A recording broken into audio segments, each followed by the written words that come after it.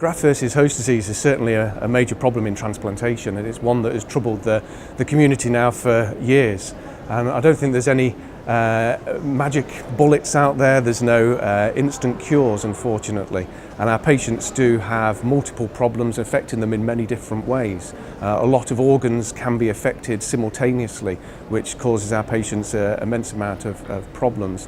So again, the nurse is quite important in being able to monitor and recognise signs and symptoms of the early onset of graft versus host disease and be able to report these again to the clinical staff, enabling treatments to be started earlier. Our nurses are really important in being able to actually deliver the treatments and being able to offer advice to the patients for very basic things like putting eye drops in. If somebody's got really sore, gritty eyes, it's great if you give somebody some eye drops, but you need to tell them how to use the eye drops, how frequently, how often they put them in, how many drops you put in, and giving them simple advice like putting dark sunglasses on, keeping out of the wind. So there are a variety of things that you can do for people with terrible graft versus host disease that affects the skin.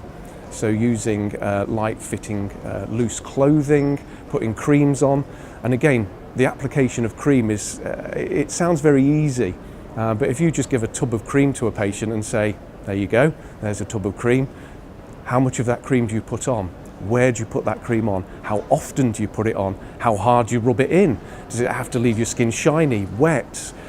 There are so many things that I think that we take for granted when we give information to patients and we give them treatments, that we think the patient should know what they're doing, but often they don't, and they can become quite confused. So you'll see your patient again in clinic a week or 2 weeks later and they'll say, oh, how did you get on with that cream? I say, oh, I didn't use it. I used it the first time and I didn't like it. It's like, well, what was the problem?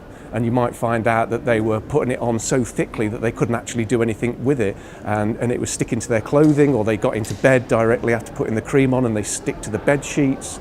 So it's having that education and that conversation with your patient to give them the appropriate information for them to be able to treat themselves at home with the stuff that you've given them that you are hoping is going to make them better.